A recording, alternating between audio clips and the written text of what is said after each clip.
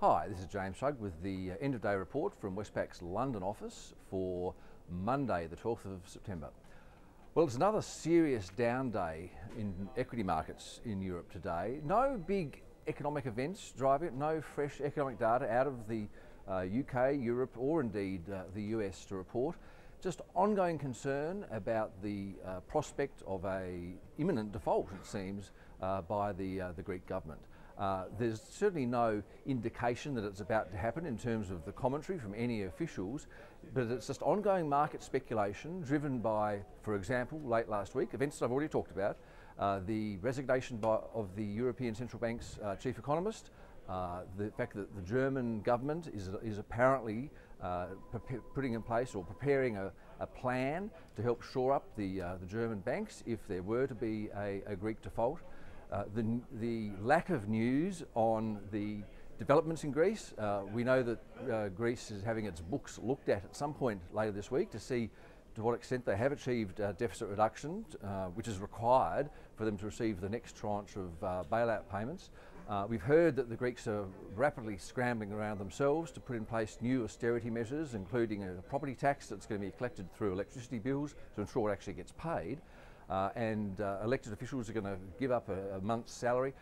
Pretty sharp, austere measures are being put in place now by the Greeks, but it's more seen by markets as scrambling at the last minute rather than something that's going to ensure that Greece will meet the budget deficit requirements. So there's this ongoing speculation about Greek default.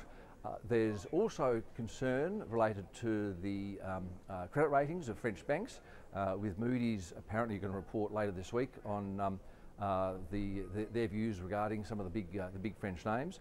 All of this has meant that at one stage today we saw the French market down as much as 5%, the German market down approaching 4%.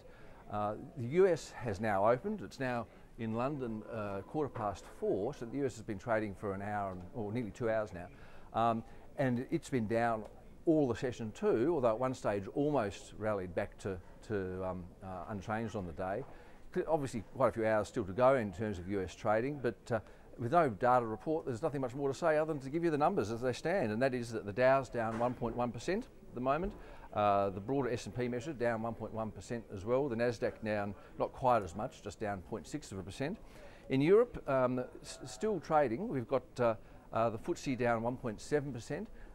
Also worth mentioning in the UK banks hit pretty hard by a banking report, the Vickers report, which was released today, which is intended to separate the retail operations of UK banks from the investment banking operations. It's going to cost a substantial number of billions to implement, and that's hit the UK banking sector as well. The French market's down 4% at the moment, the German market down 2.4%. So some pretty big losses there. Commodity markets are mixed, perhaps not quite as big as losses as you'd expect, with copper prices down just 1.1%. Gold actually is a bit of a surprise, down 1.4% today, and oil's actually up 0.4% at $87.55 a barrel. The Aussie dollar's weaker.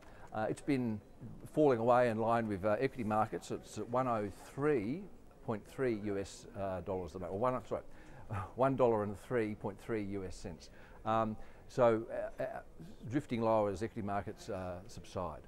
On Australia, we've got our friends at the National Australia Bank putting out their business survey tonight, and Westpac we're putting out the consumer sentiment numbers for September a day later. So a few local surveys to give a little bit of direction to the market in Australia, but really it's the international scene that's the big driver of things at the moment. I'll leave it there. I'll be back to speak to you in another 24 hours. Bye-bye.